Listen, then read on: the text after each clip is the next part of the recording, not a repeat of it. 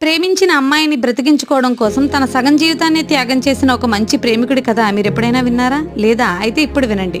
ఒకప్పుడు బ్రాహ్మణ ఋషి రురు ప్రమద్వార అనే యువతిని ప్రేమించాడు. కానీ వాళ్ళిద్దరికీ పెళ్లి జరగడానికి ముందే ప్రమద్వారాను ఒక పాము కాటేసింది. ఆమె వెంటనే చనిపోయింది. ఋషి రురు ఆమెను ఎలాగైనా బ్రతికించుకోవాలని దేవతలందరినీ సహాయం చేయమని అడిగాడు.